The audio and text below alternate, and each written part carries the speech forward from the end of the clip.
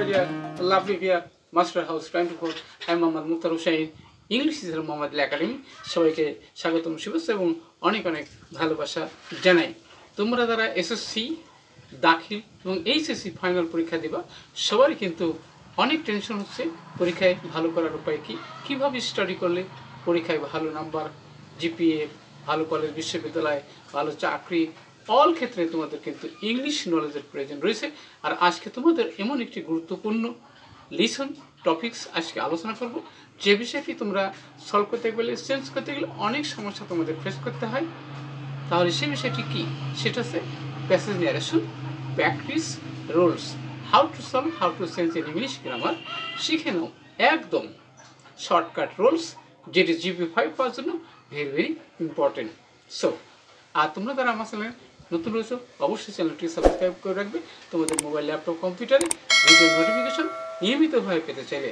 আর যারা সাবস্ক্রাইব করছো, thank you so much. So no matter, now go to our whiteboard, try to understand. Through this lesson, passage narration, role practice, how to solve, how to send. So get it start. Hello my dear lovely viewers, I'm Muslim. Passage narration, roles practice, how to solve, how to sense. শিখে নাও একদম shortcut rules, যেটি শিখলে তোমরা জিপিএ5 100% confirm পাবা। যত কঠিন narration হোক তোমার হাতের মুঠের মধ্যে আনতে পারবা, সঙ্গেই থাকবে। আমাদের এপিসোড হলো 83, অর্থাৎ 83তম ভিডিও। আর তোমরা যারা এসএসসি দাখিল এবং এইচএসসি ফাইনাল পরীক্ষা দিবা তোমাদের অবশ্যই ইম্পর্টেন্ট, কারণ এটা বরিশাল বোর্ড 2024 সালে এসেছিল। অবশ্যই প্যাসেজ ন্যারেশন যত বেশি প্র্যাকটিস করবা ততই তোমরা কি সাকসেসফুল হতে পারবা, অর্থাৎ জিপিএ5 পেতে। Best tips of learning passage narration আজকের ভিডিও থেকে জানতে চলেছো। তাহলে প্রথমে দেখো বন্ধুরা, আমাদের প্রথম কাজটা কি, যে পুরো প্যাসেজটা পড়ার পরে ওখান থেকে আমাদের আইডেন্টিফাই করতে হবে স্পিকার, লিসনার, টেন্স, পার্সন, সব কিছু কিন্তু এখানে তোমাদের বুঝতে হবে, আন্ডারস্ট্যান্ড করতে হবে। তাহলে কিন্তু প্যাসেজ ন্যারেশন তুমি হাতের মুঠের মধ্যে আনতে পারবা। তাহলে প্রথমে দেখো বন্ধুরা, যে হোয়াট আর ইউ রিডিং, কি পড়ছো। এখানে কিন্তু স্পিকার কিন্তু পরেই রয়েছে, তাহলে রিফার সেড টু শিপাতকে বলছিল। Okay, I am reading an interesting drama written by Shakespeare. What an interesting drama it is. I have collected it from our school library, said Shipat. তাহলে দেখো বন্ধুরা, এতগুলো বাক্য বলার পরে কিন্তু স্পিকার অনেক পরে রয়েছে, তাহলে অবশ্যই স্পিকারকে আইডেন্টিফাই করতে হবে। নেক্সট আসলে please lead me the book, said Rifat বলল বইটা আমাকে ধার দেয়। তাহলে চলো আমরা এবার শুরু করি। তাহলে দেখো বন্ধুরা, এখানে রিফাত বলছিল, তাহলে আমরা রিফাত আমরা দেবো রিফাত।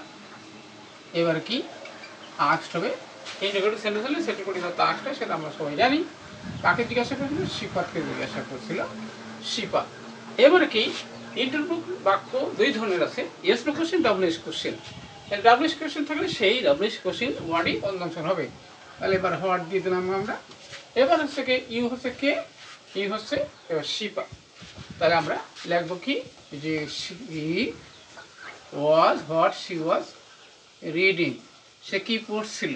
ওকে, তাহলে এবার তার উত্তরে কে বলছিল, এখানে আমরা জানি বন্ধুরা যে শিফাত কি বলছিল। তাহলে এখানে তাহলে আমরা শিফাত দিলাম, Shifat.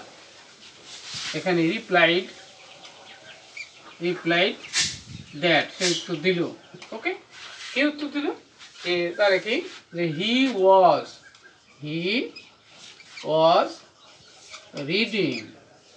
reading an interesting drama. ওকে, একটা মজার নাটক সে পড়ছিল। এখানে রিটেন বাই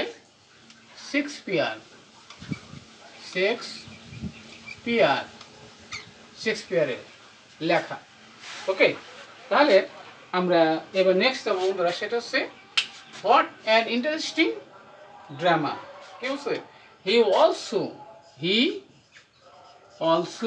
exclaimed, সে আরো বিস্ময় প্রকাশ exclaimed with কি জয় আনন্দের সাথে বলছিল, কি বলছিল?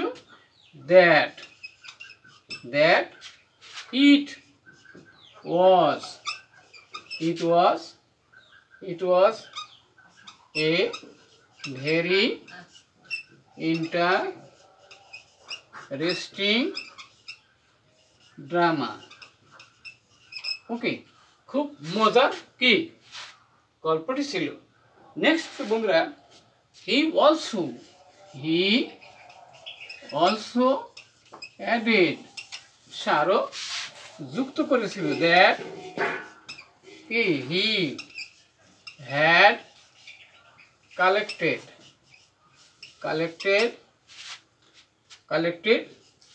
it from their school library থেকে সেটা কালেকশন করেছিল। এবারে শেষে আমরা দেখতে পাবো বন্ধুরা, সেটা হচ্ছে কি, যে এখানে রিফাত তাকে কি বলছিল? রিফাত রিকোয়েস্টেড টু, এখানে ইম্পারেটিভ সেন্টেন্স, তার to lend him the book, বইটি তাকে ধার দেওয়ার কথা সে অনুরোধ করেছিল। তাহলে অবশ্যই আজকের ভিডিও থেকে জানতে পারলে কিভাবে প্যাসেজ ন্যারেশন সলভ করলে, অর্থাৎ জিপিএ 5 পাওয়ার জন্য। অবশ্যই আজকের ভিডিওটি অনেক ভালো লেগেছে। আর কি বিষয়ে ভিডিও দেখতে চাও দ্রুত কমেন্টস করে জানিয়ে দেবো। সবাই সুন্দর সাকসেসফুল জীবন কামনা করে এখানে বিদায় নিচ্ছি। আল্লাহ হাফেজ।